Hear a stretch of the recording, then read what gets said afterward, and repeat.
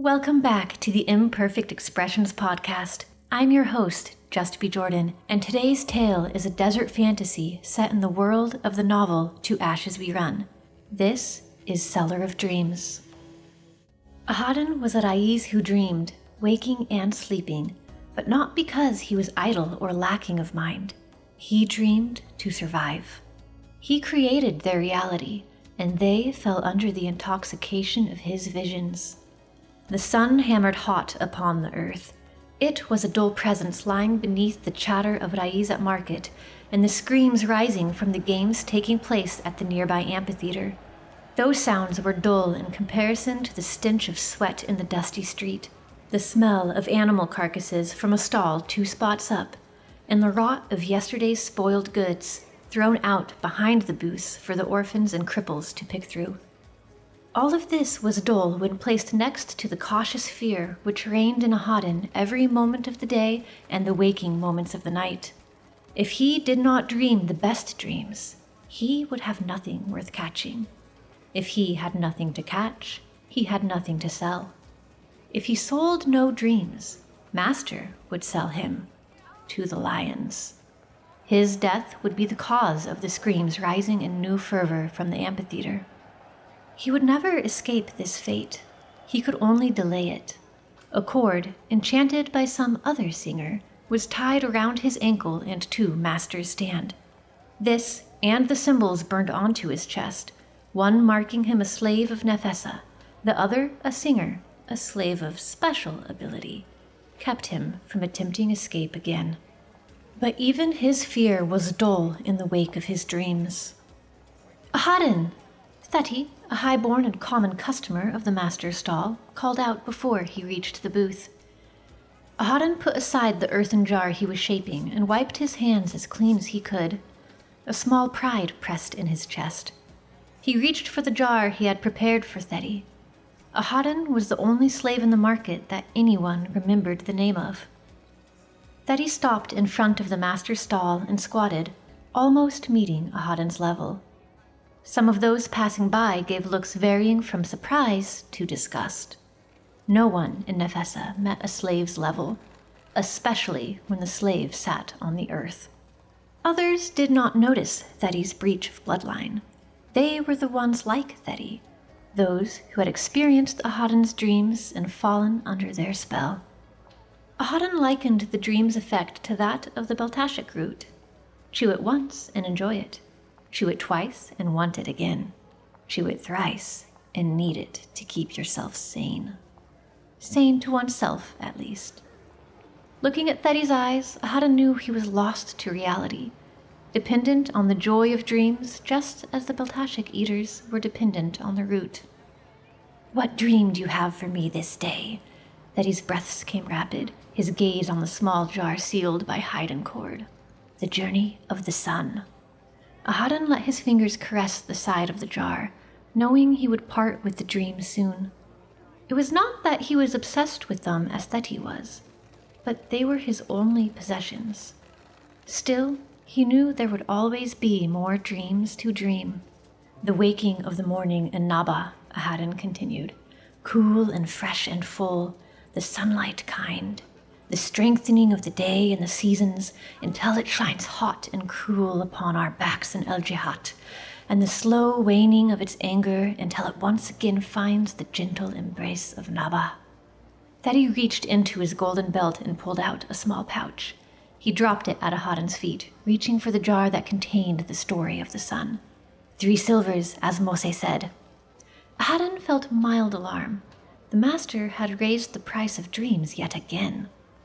And the highborns were happily paying it. Not gold now, but silver. Because of its properties against creatures of dark power, it was more valuable than even gold, and Nefessans loved their gold. I will know the sun, Theti said, more to himself than to Ahaden. His words were lustful. No, I will become the sun. Ahaden nodded. His dreams were strong, vivid, as real as life while they were being dreamed. He handed the earthen jar to Theti, who held it tightly and stood, his gaze breaking from Ahaden now that he had what he came for. He hurried away without another word or glance, consumed by the desire to dream. Then the master returned. A loaf, a fish, and an onion were in his hand. Seeing the purse Thetti had left at Ahaden's knee, he stooped to pick it up. He set aside his meal and took his place at Ahaden's right before opening the pouch and counting its contents. "Tomorrow's dreams will be finished today, before the falling sun hour," the master said. Ahaden, having picked up the jar he had been working on before Thetti's arrival, let his hands become still. There were 3 other dreams ordered specifically for today, and over half a dozen small dreams for Master to hawk to passerbys. For a high-born sickly daughter, the dream of a young girl traveling the Kuil River with her mother and siblings in the cool of Naba. A simple dream to dream. The second was to be a lion hunt that turned foul, all warriors falling to the king of beasts until one, a certain young highborn, emerged victorious. Bloody and bloodthirsty, but victorious. Ahaden did not care for dreaming violent dreams. They disturbed him. He saw enough of it on the street, heard enough of it coming from the amphitheater. And yet they were the most sought after by many highborns, and even the common people. Winning wars, a gladiator match, a lion hunt. Fame, honor, pride. Many would pay much to have such things, even if just for the span of a living dream. "They are being purchased a day early." Ahaden made it a fact, not a question. Questions only earned vile words in return. "The dancer has entered the city," Master said. Dancer was a title that in past years, along with the names Adisa and Razel, had become cause of great fear. "The one with the griffin," the master said, taking note of his expression, "not the river dancer." Ah, the traveling dancer whose name was becoming widely known. Melzena, the silent one, Ahaden said. "She came this morning. Word spreads in the streets. She has not come as far south as Nefessa in many seasons. Many will come to see her. The buyers of tomorrow's dreams might visit us after, slip by in the large crowd where few will heed them." Ahaden felt anticipation rise in the hot air. It filled the street. Word did spread quickly. Ahaden felt his own excitement grow, though he knew he could not leave the stall, and she would not dance on this street, not where the stench of slaughter drifted. He had heard that her dancing was different from any other entertainers. It was as if it were filled with some sort of magic. But magic, calling upon things best left untouched to gain power. If Melzena used magic, Ahaden did not want to see her. But he did not believe it could be magic. She was special, yes, though she could not be a singer, inborn with abilities, as Ahaden was. She was mute. She could not sing, and she was no slave. "What do you sell here?" Ahaden looked up. An Eldrin, perhaps, he was no Raiz, stood in front of the stall. He wore a deep hood. No one else in the street would be able to see the different structure to the bones beneath his skin. Ahaden stared. He had never seen a race other than Raiz. This one was strange, yes, but not nearly as different as Ahaden had thought an Eldrin would be. "Ah," the man picked up a jar. "Dreams." He looked down to a cloaked figure squatting at his side. "He sells dreams. Living dreams. Do not purchase any, they will steal your mind." The man's tone was jovial. He set the jar down and grinned at Ahaden. "The master sells them," Ahaden said, for he must say something. "I only dream them." He looked from the man to the crouched figure. She watched him, her face visible under the hood of a Jacan cloak. An old one, and much too large for her. But she was either an Ethel or an Ariska Raiz. Her skin was too dark to be from any of the other nearby tribes. This was Melzena, he was sure. He glanced about the street. No one else had noticed, not even the master. They did not think they would see the dancer wearing an old, bulky cloak on a street such as this, and thus looked over her. And while the Eldrin, he would be Zapadne, indicated their identity, his foreignness also remained concealed. Melzena's hands left the fold of her cloak, making brief gestures Ahadan found peculiar. Her knuckle brushed up her throat to her chin, her thumb across her forehead. 3 grouped fingers touched her cupped palm as if setting something there. Her hand became a fist for a moment, her gaze never leaving his face. "Would you have a dream?" The master moved closer, seeing the two's apparent interest in his wares. He held out a small jar shorter than half a hand, its mouth no wider than a finger. "This holds the birth of a lotus in the cool river." He had matched the correct dream to the jar. He may be a cruel Raiz at times, but he was smart. Zapadne lifted his hand, putting it between the master and Malzena. "She does not desire a dream." The master's veins grew thicker where they stood out on his arm. Ahadan willed him to keep his temper dampened. "Ah," Zapadne frowned. "She wishes to speak to your dreamer." The master set the dream down in its proper place among the others, carefully, so as to not break it. Ahadan knew he would soon drive Zapadne and Malzena away. Malzena took hold of the corner of Zapadne's robe. He looked at her, lifting his shoulders in apparent confusion. Malzena made another motion with her hands. "Ah, a wise thought." Zapadne's hand went to a purse tied at his side. "We will pay you the price of a dream to speak to him." The master laughed. He had not expected to be paid to let his slave speak. Neither had Ahadan. "I will take it," he said. 3 gold pieces. Ahadan kept himself from smiling. If Master had known who these two were, he would have known they could afford more than the price of a mid-dream. Zapadne withdrew his hand from the purse and held it out to the Master, who counted the pieces over before turning back to the display of dreams. "Several minutes are all you have purchased," the Master said. "Ahadan has dreams to dream before the dancer Malzena comes within our city." Malzena's cheeks laughed for her. Any doubts of her identity skittered away as if chased by the wind. "Malzena said she cannot speak, but tell stories in her dance," Zapadne said quietly. "And you are a slave, but your dreams bring you freedom many will never experience. She also wishes to know how they are contained within these clay jars." Ahadan looked to him in surprise. Malzena had been still as kindness. "It was what she said before," he interrupted. Zapadne's head tilted toward the Master. "Your hands speak." Ahadan had never seen or heard of speaking with hands. He looked to Zapadne, feeling sudden bold in their easy manner with him. "How do you hear so much from so little movement?" He lifted his hands to mimic one of the gestures she had made. Zapadne's lips upturned. It was the pleasantest smile of pride Ahadan had ever seen. "Most of it is in guessing, some in knowing of her character, and some in understanding her hand speech. If I guessed wrong, she would have pulled my sleeve." Malzena nodded, her hood sliding down over her face. "I dream the dreams while I shape the jar." Ahadan put his hands back to his craft. The clay mixture was content beneath his fingers. He gently pressed it into shape, rounding its bottom. Sharp angles were too susceptible to cracking. "You cannot see it, but the dreams are transferred by my fingertips." He began to hum. He saw the sand-colored dream come from his fingers, though no one else could. Its shape was like that of water, but it did not drip away. As he created the jar, the dream grew and took on color. Ahadan almost lost himself to the dream.